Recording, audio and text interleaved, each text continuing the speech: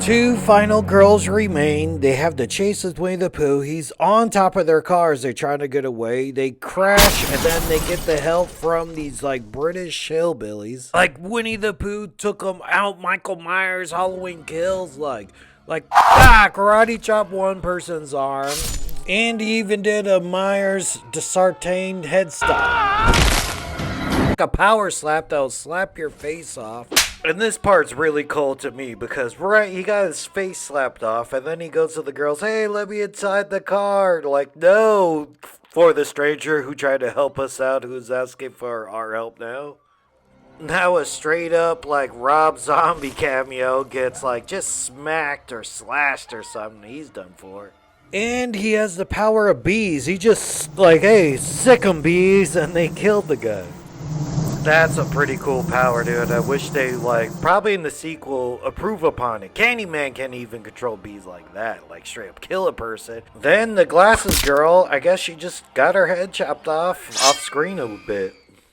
Christopher Robin rams Winnie the Pooh with his car, saves the final girl, but only for, like, a second. Chris pleaded with him, please don't do this, though. And then he's like, he finally speaks. You left us. Slash! He slices her anyway, and that's the last girl, kidnaps Christopher Robin, and goes back to the woods. These ghost kids pull tricks on you too, like, oh, here, let me follow this kid. Oh, help me, I'm stuck in this robot thing real quick. Help me. She gets on a chair, puts her head to it. This is one of the best deaths of the whole movie. Brutal. That's like Flat Teeth too. But the mechanics of it, see, if you look at it, it just ate the head and the arms, sort of half of the torso. Now PETA snuck back into the place like he's John McClane from Die Hard and everything. Sees the Freddy Fazbear, shoots a taser at him, and I guess the electricity shorts their circuits and kills them. While they're down, cut off their robot heads. Oh, I knew it, dude. I tried to put the little girl in there, and then PETA's gotta kill another one of these things. But yeah, you gotta chop their head off too. I still say, why use a taser, dude? You gotta use a shotgun. Right? Like, oh, we can't hurt them. They're sort of good guys. They're killers, dude. Like, imagine how cooler that would have been if that's a shotgun rather than just a little, like, cow taser. Yeah, I'm done describing plot for this. It's insensical, dude. It's like, it'll hurt your brain the more you think about this plot of this movie. Just, alright, dude, killer robot, try in the ball pit. PETA killed it. Just like Terminator 2, they found alternate power sources, and now they're all coming back to life. Yeah, Peter, yeah, a taser would actually kill these things. You should use the gun. Judd, Manny, Judd's dad, and Cop and Pam Grier actually all crew up and go, hey, let's go to the house because Timmy's a zombie. We gotta get rid of him. This fool that loves eating buckets of rats. Pam Grier is looking for him with a shotgun in the barn, and oh man, this death is so disappointing. He just sort of runs at her and swings the axe. That's it. She's a legend. She deserves better. That's no gore at all. Were they thinking about making this PG-13? This zombie is picking them off one by one. Maybe he learned that in the army. That does make him more dangerous than like Zombie Gage, but you just find the sheriff underneath like Timmy's boot. Timmy don't even look all too zombified either, man. They could have done some makeup. He just looks a little pale, a little emo. Same thing with Norma. Norma shows up and it's like, oh, she just looks dirty. Like, she just looks like, oh, mechanic Norma. And Manny's like, no, dude, don't shoot her. I love her still. Judd's dad ain't playing that, so he shot her and everything. But he wasn't quite dead, and he stabbed him through the gut with the shotgun. It's pretty much the best gore we got out of the movie, but come on, man. Shotguns didn't even have a bayonet on it or anything like that. Manny shoots Norma in one of the eyes. I thought it was supposed to be both eyes to kill somebody, but I guess not, man. One eye's good enough. These are their own damn rules they made up, and David Duchovny actually chased Timmy down. Like, I guess there's like a tunnel system underneath the house. Everybody goes down there and follows him, and then he just find him dead. He died totally off screen. Lame. Timmy did it instead of him shooting Timmy, but whatever. supposed to be like the corn is talking to him, almost like the happening, the plants. Oh my god, just stabs the guy right off the bat. Then goes on a stabbing spree that they have to call the cops.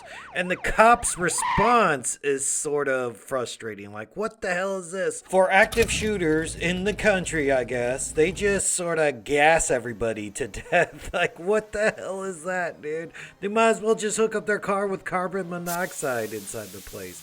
Oops, we accidentally killed all the children in the town. Okay, guys, that's on me. All right, next time we have an active shooter, we actually go inside the place with our guns and shoot the guy with the knife. And they have a town meeting afterwards, like, all right, man, we got a bad PR thing going on. We killed a lot of children here. Who votes to leave? All right, most of the adults? Okay. Then somehow these children overpowered all the adults, took over the police station, and threw the adults in prison. One person actually opposes, like, I'm gonna go free them. Smack! I guess they're super strong if they could hit your face off with a bat. Then the only actor I recognize, the guy from Mad Max Road Warriors in this, I guess he's a priest, and he gets dragged out of his jail cell for being like, you never sin, priest. Like, what does that mean? You touch these kids? Well, I guess then you should get your eye ripped out. The whole town teamed up on him. She grounded and pounded him and tore that eye out like it was a Black Christmas remake. Or he could be like the eyeless guy in the sequel, which I hope they don't make.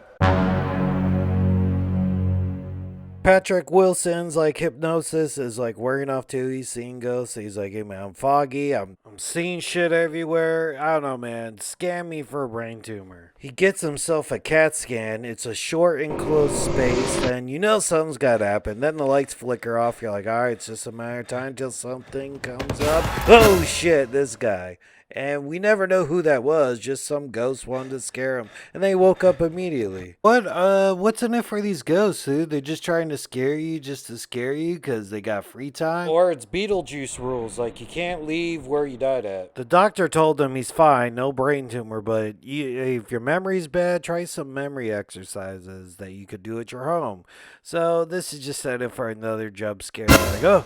Somebody's standing outside. Why is that scary, dude? People stand outside. I wasn't scared of that yet. You know, like, is that supposed to be a ghost? Guy could be waiting for a bus. Who knows? I guess he's a bad ghost if he's like breaking your windows and everything, but it turns out it's almost like a friendly ghost. It's the guy's dad.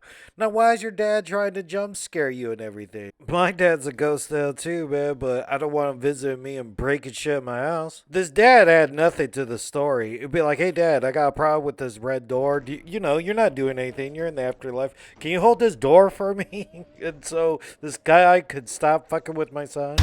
And for a movie with Red Door in the title, we don't know why they're trying to go through the Red Door. Did they become human again? Now comes time for the decision, and then Harry Potter guy was up first, so he pleads for it. Like, hey man, make a decision. I'm gonna put on this max. The choice is yours. I'm gonna die then. Fuck you. Boom! Killed that guy.